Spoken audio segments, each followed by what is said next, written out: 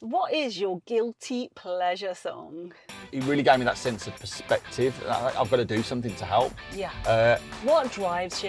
Is it passion or purpose? People think I'm an extrovert. I'm an introvert. I need to recharge away from people. I love you, Bab.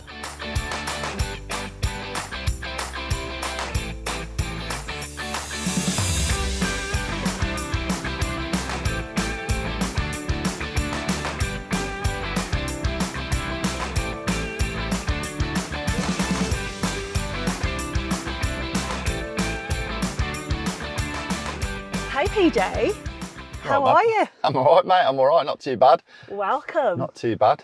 So excited to have you on this. Right, so PJ, for those who don't know who you are, who are you? So my name's PJ, Birmingham based, Yeah. through and through. Love Birmingham. Reality TV lawyer. Yeah. And then I set up a charity called Love Brum, obviously, Yes, with Tim. yeah, which we're going to go into. Cool. And then I set up a marketing business with Rob. Yeah. That was cool. And I've done loads of bits and bobs since. I'm now a BBC Radio WM radio presenter. Amazing. Got the face for radio. So you're literally Birmingham's Bab. Yeah, Birmingham's Bab. Anything Right. Birmingham, anything I can do to support Birmingham, celebrate Birmingham, the people, the businesses, the projects, the charities, I'm all over that, mate. Right, before we go ahead, quick Yeah. fire round, right? Oh, this is scary. Go on then. Literally, coffee, tea, or something stronger? Coffee. Okay, Yeah, 3 coffee. words to describe PJ Ellis. Fun. Caring. Yeah. Dad. Yeah, let's go Night for that. out or night in? Night in at the moment. Okay, I think I know this already, but your favourite brummy phase. All right, Bab. It's got to be that, hasn't it? Yeah. All right, Bab. What is your guilty pleasure song? Do you remember the Tony Rich project? Go on. Can you sing it? Try to run away. That one. Yes! And I'm missing you. Nobody Yes, knows yes. it but me. That one. Right, if there was a movie, Yeah. who would you have playing you? Dustin Hoffman. He had a big nose. In The Graduate, apparently he looked like me when I was in The Graduate with hair. No, when he was in The Graduate, when I had hair. So Dustin Hoffman, Well, what a hey. legend, what a legend. Right. So off we go then. Off we go. So how quickly do we start singing? As quick as you want. Go on, start singing. Well, you know what? You know the reason why I say that? Because, right, I love car journeys because it takes me back to being a kid. We used to go Devon, Cornwall, Yeah. and Mum and Dad, bless them, it was like first come, first served in relation to the Okay. pitch of the Yeah. caravan or the tent. And we used to set off at like 2, 3 o'clock in the morning. My mum, God bless her, she'd get the sleeping bags for us to be in the back. And Yeah. we'd sleep in the back, me and my brother. My sister wasn't born then. And we'd have the sleeping bags and Mum would have made a big sort of like, I don't know, cool box full of sandwiches. Yeah. And, 2 a.m, 3 a.m, it'd be freezing cold. You'd just woken up. You got the excitement of going on holiday for 2 weeks. And by about 10 minutes into the journey, you'd be eating sausage rolls and sandwiches at 3 a.m, even though you're not hungry. But I love journeys because it takes me back to those adventures. So what was your first ever job then, PJ? My first actual job was at the post office, doing the whole, stamping the benefits books and giving away the milk tokens on Chelmsford Wood. It was a great experience because I was dead young, Yeah. got to meet some lovely people, the communication skills. I think it's really important for kids to have a job as soon as they can. Problem solving, communications, Yeah. teamwork, confidence, resilience, getting on the bus, finding your way. I think it's important. Yeah, big I think time. it's really important. It didn't do me any, it didn't do me any disservice. Do you know what I mean? And No. get a few quid, you can start appreciating owning your own money and earning it and doing with that what you want. Yeah, I mean, my mum and dad brought me up really well. Without whether it was by hook or by crook, I'm very lucky to have the childhood that I did. So what was the best piece of advice that you've ever been given? My dad, he said, don't ever have a what if moment. And that was basically, I'd just been asked to do Big Brother. And we'd just dropped my brother off at the train station. He was at university in Sheffield. And they'd phoned me. And I said, mate, listen, to the executive director at Endemol. I said, Phil, listen, I don't know, mate, leave it with me. And put the phone down, massive, brick mobile phone that my dad had plugged onto the car, nothing like this. And he just looked at me and said, look, just don't have a what if moment, son. And I'm so glad I did it because I was so anxious as a kid. And, there's a chance that I would have said no to what's been such a brilliant and rich experience. What drives you? Is it passion or purpose? bit of both actually. Married with a little bit of perspective now as well.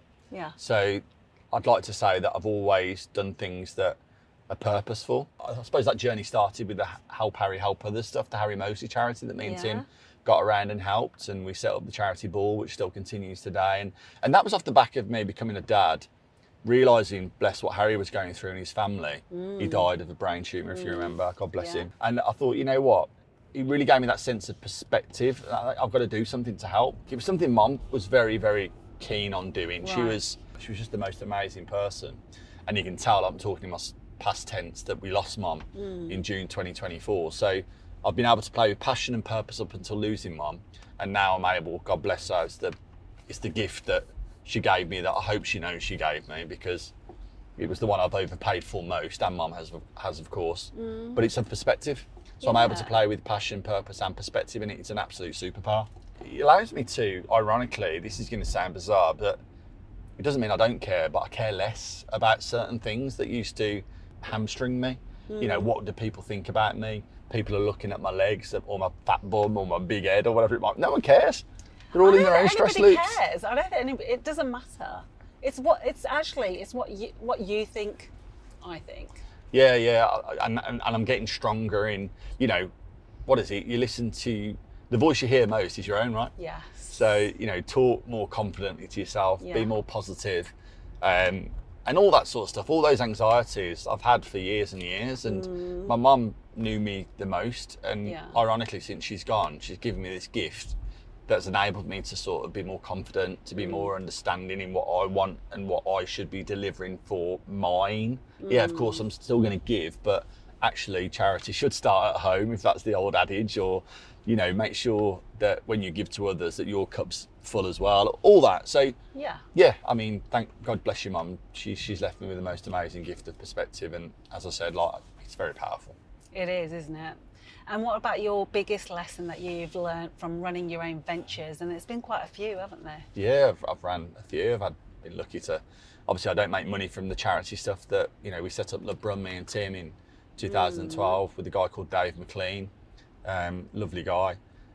And you learn loads on that journey. Yeah. I've had a couple of businesses, Lightbox, Blake 7, they're both in the digital marketing arena. Yeah. All, you know, on the face of things, successful. But equally, people don't see, and this is what I like about these conversations, you strip down those layers that you know, LinkedIn protects you, social media protects you, because you only see that filtered life that people want to showcase. Yeah. And actually, when you remove the layers, you appreciate that we're all normal people navigating ups, downs, lefts and rights.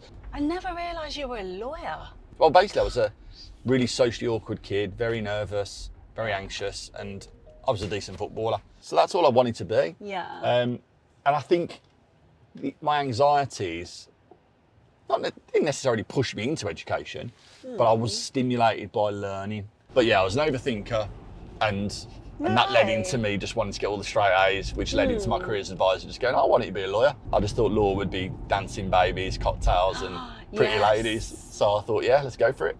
But yeah, it was a great career, law, in relation to transferable skills. Yeah. It wasn't for me.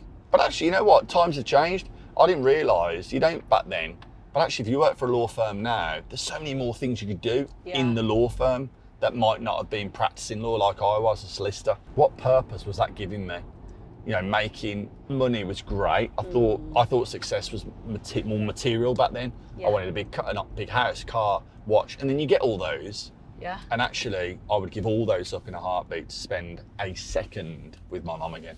So what's been your proudest moment so far? My kids.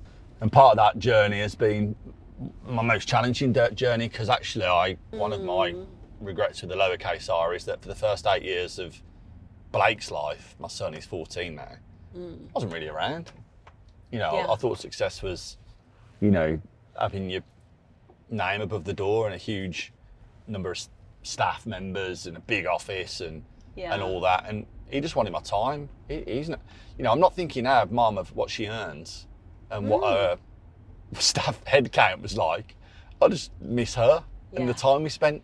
Yeah. And so, you know, the proudest achievement is definitely becoming a dad.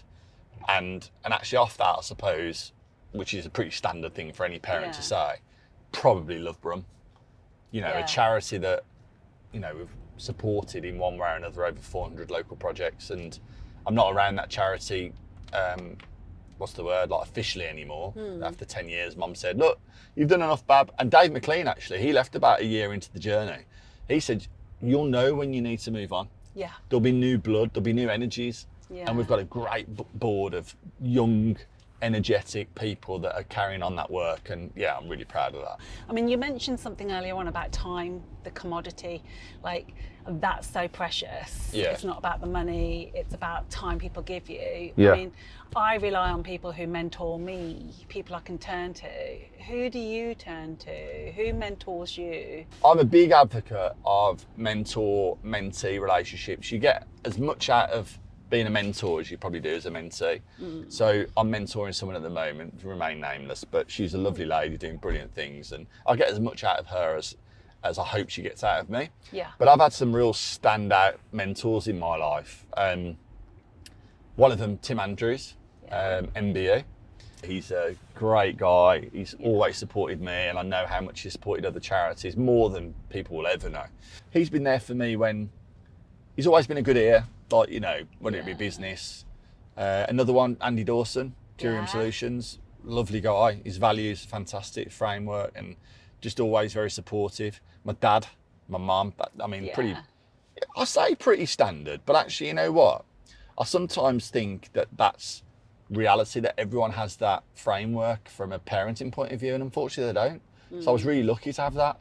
Brilliant mentors in the sense of what's right and wrong. Yeah. I think it's important to surround yourself by people who know a lot of different things and are specialists in those areas. Solihull College, played for them, weirdly enough, off the record.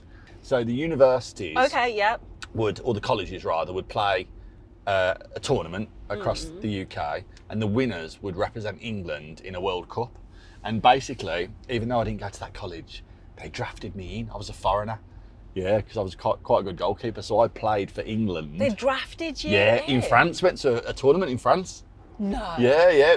And you know what? The first thing I did, we were playing, I think it was the Germans. I say that, it probably wasn't, because England, Germany. I think it was Poland, I can't remember. Yeah. And we all had the kit on, it was amazing. And I come out, I goes to punch a ball, and I punch my mate, Matty Trainer, and I break his jaw.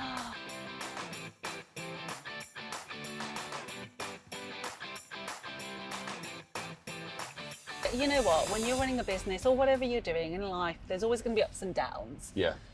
And it's at your worst moments in your life that you realise who's actually sitting in the trenches with you 100%. or, you know, pulling you back out again. And that's what matters. Those are the people that matter. That's where your energy should be. I don't know about you, but the older I'm getting, my tribe is getting smaller. Yeah. Well, my tribe is becoming smaller because they're the people I want to spend time with. I want to go back. People think I'm an extrovert. I'm an introvert. I need to recharge away from people. I need energy from people, projects, purpose. Yes. Michaela, she says she's retired, she's happy, but she's still doing things. You got to keep busy. I don't think you're ever going to switch off. Nah, you just maybe, and I don't know what your goal is in life. I know you got your vision boards. I was loving you telling me about that. I need to set my own up. Yeah. You know, I think it's sometimes difficult to really say, right, this is the end line. Yeah. Because actually, it never comes. Well, we know what one end is, depending on what you believe in, is there is something that's definitely going to happen to you. Whatever happens after, we don't know yet. But I think my mistake, it's not a mistake, but the lesson was I used to put this finite line, you know, I want to sell my business for X, I want to exit for Y. Yeah. But you never really, and then you think you're done, you've completed life. No, you haven't. Because you've got another, you know, I prefer now to say I would love to be in a position where I've got more time to do. Yeah. I want to spend more time with my kids. Every Tuesday night I want to make sure I'm taking mini football training. That's my non-negotiable. And the closer I get to that, and you said earlier about practicing gratitude, that would be my lesson to people. Practice gratitude, because if you always go for the next thing, when are you ever going to be fulfilled, truly fulfilled? The more I get older, the more in tune I am with what success looks like. And it's quite a nice, liberating feeling, to be fair. It is, isn't it? Yeah, because we've won already. Yeah. We've won already, You're mate. winning at life. When I'm struggling, I think, try and flip the way I'm thinking. Yeah. So business, personal, professional, whatever it is, try and keep in mind that regardless of all the, remember Count Duckula diving into his pound coins? Your legacy, however wealthy you are, however many staff members you've got, is what you leave behind in your kids. Be kind, be present. Yeah. Try and give them as much of that thing that they want, which is your attention, your presence. You know, Dad, can I play football? How many times have you gone, not yet, son? Yeah. Or you thought you're present, but you're on your phone whilst telling them to get off their phone. Oh God, don't. Again, all difficult things to conquer, but once you do, life just becomes a little bit like, oh, that's nice. That's nice. And, it's true, and isn't it? And I am happier, ironically, now I have this perspective. The irony is, I want to tell Mum. You're doing a lot in the whole mindset, and everything else, aren't you? I'm struggling. So I'm trying to be transparent. I'm trying to let my guard down and be quite vulnerable online. And don't get me wrong, I've got some mates that'll text me going, bloody hell, mate, you know, cheer up a bit, joking, like the pub humour. But the responses I'm getting justify, I think, me going into my, out of my comfort zone, because people, honestly, I'm not excluding ladies from this, but I've only looked at the data about blokes, but male loneliness is going up, male suicide rates, I can't even be bothered to tell you about that, but it's our biggest killer before 40. Suicide, death by suicide. It's just, it's becoming part of this sort of fabric of society, conversation. It's just terrible. And there's loads of things we can talk about on that, but we won't. But one thing I want to do is to make sure that men try and become more comfortable talking. It's so important, isn't it? It's important to talk. Yeah, it's important to say how you feel. I think it's when you bottle it in and not say it, the regrets come in, the regrets then either kill you in the sense of you're sitting there holding on to all of that. And you kind of punish yourself for not speaking up when you should have spoken up or not. Isn't that weird, yeah? So you get the guilt and the regrets from not speaking out. And this is why fair play, driven conversations aren't just talking about the people you're having conversations with. They are resonating with people that will give them takeaways that they can implement very quickly in their life. So fair play to you, Bab, and thanks for having me on. I really appreciate it. We're home. I love you, Bab. That was quick.